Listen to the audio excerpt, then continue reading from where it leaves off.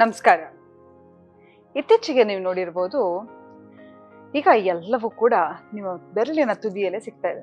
ಮುಂಚೆ ಆದ್ರೆ ಮನೆಗೇನಾದ್ರೂ ವಸ್ತುಗಳು ಬೇಕಾದ್ರೆ ಅಂಗಡಿಗೆ ಹೋಗ್ಬೇಕಿತ್ತು, ಅದಕ್ಕೊಂದು ಸಾಮಾನು ಪಟ್ಟಿ ಮಾಡ್ಬೇಕಿತ್ತು, ತರಕಾರಿ ಬೇಕಿದ್ರೆ ವಾರಕ್ಕೆ ಯಾವಾಗ ಸಂತೆ ಬರತ್ತಪ್ಪ ಅಂತ ಕಾಯ್ತಾ ಇದ್ವಿ, ಮತ್ತೆ ಹೋಗಿ ತರಕಾರಿಯನ್ನ ತರ್ತಾ ಇದ್ವಿ. ಹೀಗೆಲ್ಲ ನಡೀತಿತ್ತು.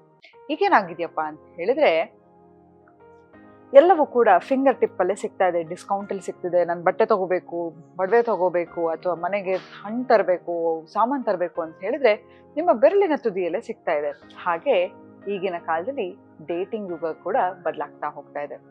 ಮುಂಚೆ ಆದ್ರೆ ಕಾಲೇಜಲ್ಲೋ ಅಥವಾ ಆಫೀಸಲ್ಲೋ ಅಥವಾ ಬಸ್ ಸ್ಟಾಪ್ ಅಲ್ಲೋ ಎಲ್ಲೋ ಶುರು ಆಗ್ತಿದ್ದ ಪ್ರೇಮ ಇವತ್ತು ಮೊಬೈಲ್ ಅಲ್ಲಿ ಶುರು ಆಗ್ತಿದೆ. ಮುಂಚೆ ಆದ್ರೆ ರಿಲೇಶನ್ಶಿಪ್ಗೆ ತುಂಬಾ ಅರ್ಥ ಇರ್ತಿತ್ತು ಕಣ್ರಿ. ಶಾಲೆಯಿಂದ ಪ್ರೀತಿ ಮಾಡ್ತಾ ಇದ್ರು, ಕಾಲೇಜಲ್ಲಿ ಪ್ರೀತಿ ಮಾಡ್ತಿದ್ರು. ಆ ಕಾಲೇಜಲ್ಲಿ ಲವ್ ಸ್ಟೋರಿ, ಇವರಿಬ್ರು ಪ್ರೀತಿ ಮಾಡ್ತಿದ್ದಾರೆ ಅಂತ ಮದುವೆ ಇನ್ವಿಟೇಷನ್ ಕಾರ್ಡ್ ಬರೋ ತನಕ ಗೊತ್ತೇ ಆಗ್ತಾ ಇರ್ಲಿಲ್ಲ. ಅಷ್ಟು ಗೌಪ್ಯವಾಗಿಡ್ತಾ ಇದ್ರು. ಆದ್ರೆ ಇವತ್ತಿನ ರಿಲೇಶನ್ಶಿಪ್ ಡೈನಾಮಿಕ್ಸ್ ಎಷ್ಟು ಬದಲಾಗಿದೆ ನೋಡಿ. ಗಂಡ ಹೆಂಡತಿ ಖುಷಿಯಾಗಿರ್ತಾರೋ ಇಲ್ವೋ ಗೊತ್ತಿಲ್ಲ. ಹೀಗೆ ಇನ್ಸ್ಟಾಗ್ರಾಮ್ ಅಲ್ಲಿ ನೋಡಿದ್ರೆ ಅವ್ರ ಪ್ರೀತಿ ಅಷ್ಟೊಂದು ಚೆನ್ನಾಗಿದೆಯಪ್ಪ, ಎಷ್ಟು ಪ್ರೀತಿ ಮಾಡ್ತಾರೆ ಅಂತ ಅನ್ಸುತ್ತೆ. ಆದ್ರೆ ಯಾವುದು ನಿಜವಲ್ಲ ನೋಡಿ. ಪ್ರೀತಿ ಅನ್ನೋದು ಕೊಡೋ ವಸ್ತು ಕಣ್ರಿ. ಪ್ರೀತಿನೇ ಯಾವತ್ತೂ ಕೂಡ ಆಂಗ್ಲಾಚಿ ಬೇಡದಾಗ್ಲಿ. ಪ್ರೀತಿಗೆ ಯಾವುದೇ ರೀತಿಯ ಆಡಂಬರ, ಆಕರ್ಷಣೆ ಯಾವುದು ಬೇಕಾಗಿಲ್ಲ. ಪ್ರೀತಿ ಅನ್ನೋದು ತುಂಬಾ ಅದ್ಭುತವಾದ ಫೀಲಿಂಗ್. ಸ್ಪೆಕ್ಟ್ರಮ್ ಆಫ್ ಫೀಲಿಂಗ್ ಅಲ್ಲಿ ಫಸ್ಟ್ ಬರೋದೇ ಪ್ರೀತಿ, ತದನಂತರ ಮನಿ. ಹಾಗಿದ್ಮೇಲೆ ಈಗ ಪ್ರೀತಿ ಯಾಕೆ ಅದ್ರ ಮಹತ್ವ ಕಳ್ಕೊತಾ ಇದೆ ಅಂತ ಹೇಳಿದ್ರೆ, ಈಗ ನನ್ಗೆ ಒಂದು ಒಳ್ಳೆ ಮನೆ ತಗೋಬೇಕು, ಒಳ್ಳೆ ಗಾಡಿ ತಗೋಬೇಕು, ಒಳ್ಳೆ ಬಟ್ಟೆ ಹಾಕ್ಬೇಕು ಅಂತೆಲ್ಲ ಇರುತ್ತೆ. ಇವತ್ತು ನೋಡಿ, ನೀವು ಹಾಕಿದ ಬಟ್ಟೆ ಮತ್ತೆ ರಿಪೀಟ್ ಮಾಡ್ಬೇಕಂದ್ರೆ, ಅಯ್ಯೋ ಇನ್ಸ್ಟಾಗ್ರಾಮ್ ಅಲ್ಲಿ ಇದ್ರ ಫೋಟೋ ಹಾಕ್ಬಿಟ್ಟಿದೀನಿ, ಮತ್ತೆ ಇಲ್ಲೆಲ್ಲ ಹಾಕ್ಬಿಟ್ಟಿದೀನಿ ಅಂತ 100 ಸತಿ ಯೋಚನೆ ಮಾಡ್ತೀರಾ.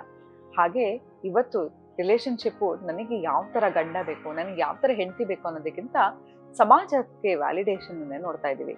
ಬಾಹ್ಯ ಸೌಂದರ್ಯಕ್ಕೆ ಅತಿಯಾದ ಹೆಚ್ಚು ಮಹತ್ವವತೆಯನ್ನು ಕೊಡ್ತಾ ಇದೀವಿ. ನೋಡಿ, ಪರ್ಫ್ಯೂಮ್ ಬಾಟ್ಲಿ ಎಷ್ಟು ಅದ್ಭುತವಾಗಿರುತ್ತೆ ನೋಡ್ಲಿಕ್ಕೆ. ಅದನ್ನ ನೀವು ಕುಡಿಯೋಕೆ ಸಾಧ್ಯನಾ? ಇಲ್ಲ. ಎಷ್ಟೋ ಸುಂದರಿಯರು ನೋಡಕ್ ಅಷ್ಟು ಅದ್ಭುತವಾಗಿರ್ತಾರೆ, ಮತ್ತೆ ಯಾಕೆ ಅವ್ರಿಗೆ ಡಿವೋರ್ಸ್ ಆಯ್ತು? ಎಷ್ಟೋ ಜನ ಇಂಥ ದೊಡ್ಡ ದೊಡ್ಡ ಮಾಡೆಲ್ಗಳು ಇವತ್ತು ಸಿಂಗಲ್ ಆಗಿದ್ದಾರೆ. ಯಾಕೆ? ಹಾಗಿದ್ರೆ ಬಾಹ್ಯ ಸೌಂದರ್ಯ ಅಷ್ಟೊಂದು ಮುಖ್ಯವಾದ್ರೆ ಎಲ್ಲವೂ ಪ್ರಾಮುಖ್ಯತೆ ಕೊಡ್ಬೇಕಾದ್ರೆ ಯಾಕೆ ಇವರೆಲ್ಲ ಸಿಂಗಲ್ ಆಗಿರ್ತಾರೆ? ನೋಡಿ, ಅದಕ್ಕೆ ಹೇಳೋದು, ಬಾಹ್ಯ ಸೌಂದರ್ಯ ಯಾವತ್ತೂ ಕ್ರಮೇಣವಾಗಿ ಕ್ಷೀಣಿಸ್ತಾ ಬರುತ್ತೆ. ಇವತ್ತು ನಿಮ್ಗೆ ಇಷ್ಟೇ ಗಟ್ಟಿಯಾದ ಚರ್ಮ ಇರ್ಲಿ, ಶೈನಿಂಗ್ ಆಗಿರೋ ಚರ್ಮ ಇರ್ಲಿ, ನಾಳೆ ಒಂದಲ್ಲ ಒಂದಿನ ಸುಕ್ಕಟ್ಟೆ ಕಟ್ಟತ್ತೆ ಅಲ್ವಾ? ಹಾಗೆ ಪ್ರಕೃತಿಯ ನಿಯಮ, changes are rules of nature ಅಂತ ಹೇಳ್ತಾರೆ.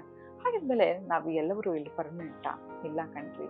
ಹಾಗಿದ್ಮೇಲೆ ಬಾಹ್ಯ ಸೌಂದರ್ಯಕ್ಕೆ, ಪ್ರಪಂಚದ ವ್ಯಾಲಿಡೇಷನ್ಗಾಗಿ ಸಂಗಾತಿಯನ್ನ ಹುಡುಕೋದನ್ನ ನಿಲ್ಲಿಸಿ.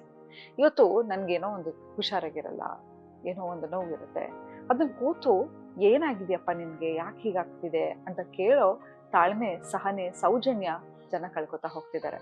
ಮನುಷ್ಯನಿಗೆ ಎಮೋಷನಲ್ ಬಾಂಡಿಂಗ್ ಅನ್ನೋದು ಏನಿರುತ್ತೆ, ಎಮೋಷನಲ್ ಕೋಶೆಂಟ್ ಅಂತ ಕರಿತೀವಿ ನಾವು, ಅದೆಲ್ಲವೂ ಕೂಡ ಕ್ರಮೇಣವಾಗಿ ಕಡಿಮೆ ಆಗ್ತಾ ಹೋಗ್ತಾ ಇದೆ ನೋಡ್ರಿ. ಹಾಗೆ ಪ್ರಪಂಚದಲ್ಲಿ ನಾವು ದುಡ್ಡಿಗೆ ಪ್ರಾಮುಖ್ಯತೆ ಕೊಡ್ತೀವಿ, ಬಾಹ್ಯ ಸೌಂದರ್ಯಕ್ಕೆ ಪ್ರಾಮುಖ್ಯತೆ ಕೊಡ್ತೀವಿ. ಇದ್ಯಾವುದು ನಿಜವಲ್ಲ. ಯಾಕಂತ ಹೇಳಿದ್ರೆ, ನಾನು ಅದಕ್ಕೂ ಎಕ್ಸಾಂಪಲ್ ಕೊಡ್ತೀನಿ. ಪ್ರಪಂಚದ ಅತಿ ದೊಡ್ಡ ಶ್ರೀಮಂತನಿಗೆ ಡಿವೋರ್ಸ್ ಆಗಿದೆ. ಯಾಕಾಗಿದೆ? ಯಾಕಂತ ಹೇಳಿದ್ರೆ, ಮನುಷ್ಯನಿಗೆ ಭಾವನಾತ್ಮಕ ಜೀವಿ, ಆತನಿಗೆ ಭಾವನೆಗೆ ಸ್ಪಂದಿಸಕ್ಕಂಥ ವ್ಯಕ್ತಿ ಬೇಕು. ಇವತ್ತು ಅದನ್ನ ನಾವು ಕಳ್ಕೊತಾ ಬರ್ತಿದ್ವಿ ನೋಡಿ. ಡೇಟಿಂಗ್ ಮಾಡ್ತೀರಾ, ಎಲ್ಲವೂ ಸರಿ. ಆದ್ರೆ ನೀವು ಫಡಕ್ ಅಂತ ಹೆಂಗೆ ಇವತ್ತು ನೋಡಿ ಇವತ್ತೇ ಐ ಲವ್ ಯು ಅಂತ ಹೇಳ್ಬಿಡೋದಲ್ಲ. ನೀವು ಯಾರನ್ನಾರು ವ್ಯಕ್ತಿಯನ್ನ ಮೀಟ್ ಮಾಡ್ತಿದ್ದೀರಾ ಅಂತ ಹೇಳಿದ್ರೆ, ಸರಿಯಾಗಿ ಅವರನ್ನ ಸ್ಟಡಿ ಮಾಡ್ಲಿಕ್ಕೆ ಶುರು ಮಾಡಿ. ಈಗ ಯಾವ್ದೋ ಒಂದು ರೋಡಲ್ಲಿ ಒಂದು ಸೈಟ್ ನೋಡ್ತೀರಾ, ತುಂಬಾ ಚೆನ್ನಾಗಿರುತ್ತೆ ಮೇನ್ ರೋಡಲ್ಲಿ. ನಿಮ್ಮ ಎಲ್ಲಾ ಸೇವಿಂಗ್ ಅನ್ನ ಹಾಕ್ಬಿಟ್ಟು ಮನೆ ಕಟ್ಟಕ್ ಶುರು ಮಾಡ್ಬಿಡ್ತೀರಾ. ಯಾಕೆ ಮಾಡಲ್ಲ?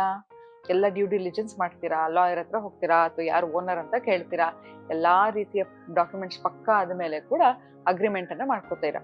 ಹಾಗಿದ್ಮೇಲೆ ನಿಮ್ಮ ಎಮೋಷನ್ಸ್ ಇದೆ ಎಲ್ಲದಕ್ಕಿಂತ ಮುಖ್ಯವಾಗಿರ್ತಕ್ಕಂಥದ್ದು. ಅದನ್ನ ಯಾಕೆ ತಡಕ್ ಅಂತ ಎಲ್ರಿಗೂ ಕೊಟ್ಬಿಡ್ತೀರಾ? ನಿಮ್ಮ ಪ್ರೀತಿ ಆಗಿರ್ಬೋದು, ಭಾವನೆ ಆಗಿರ್ಬೋದು, ಅವರು ನನ್ನ ಪ್ರೀತಿಗೆ ಅರ್ಹರ, are they worth of my love ಅನ್ನೋದನ್ನ ನೆನ್ಪಿಟ್ಕೋತಾ ಹೋಗಿ. ತದನಂತರ ನಿಮ್ಮ ಪ್ರೀತಿ ಬೆಲೆ ಅವರಿಗೆ ಗೊತ್ತಿದೆ ಅಂತ ಹೇಳಿದ್ರೆ ಮಾತ್ರ ಪ್ರೀತಿಯನ್ನ ಮಾಡ್ಲಿಕ್ಕೆ ಶುರು ಮಾಡಿ. ನೋಡಿ, ಈ ಡೇಟಿಂಗ್ ಆ್ಯಪ್ಗಳಿಂದ ಎಷ್ಟು ಮುಖ್ಯವಾಗಿ ಮನಸ್ಸಿಗೆ ತುಂಬಾನೇ ಜನ ಈ ಗ್ಯಾಸ್ ಲೈಟಿಂಗು, ಮ್ಯಾನಿಪುಲೇಷನ್ ಇದೆಲ್ಲದರಿಂದ ಕೂಡ ಮನಸ್ಸಿಗೆ ತುಂಬಾ ಹಚ್ಕೊಳ್ಳಿಕ್ಕೆ ಶುರು ಮಾಡ್ತಾ ಇದ್ದಾರೆ. ಇದರಿಂದ ಸೈಕಾಲಜಿಕಲ್ ಪ್ರಾಬ್ಲಮ್ಗೂ ಒಳಗಾಗ್ತಿದ್ದಾರೆ. ಈ ಗ್ಯಾಸ್ ಲೈಟಿಂಗ್, ಮ್ಯಾನಿಪುಲೇಷನ್ ಬಗ್ಗೆ ಮುಂದಿನ ಸಂಚಿಕೆಯಲ್ಲಿ ಮಾತಾಡ್ತೀನಿ. ಹಾಗಾಗಿ ನಿಮ್ಮ ಎಮೋಷನ್ಸ್ ತುಂಬಾ ಇಂಪಾರ್ಟೆಂಟು. ನೀವು ಯಾರಿಗೆ ಎಮೋಷನ್ಸ್ ಅನ್ನ ಕೊಡಬೇಕಾದ್ರೆ ಅವರನ್ನ ಕಂಪ್ಲೀಟ್ ಆಗಿ ಸ್ಟಡಿ ಮಾಡಿ ನಂತರ ಕೊಡಿ ಅಂತ ಹೇಳ್ತಾ ಇವತ್ತಿನ ಸಂಚಿಕೆಯನ್ನ ನಾನು ಮುಕ್ತಾಯಗೊಳಿಸ್ತಿದ್ದೀನಿ. ಧನ್ಯವಾದಗಳು.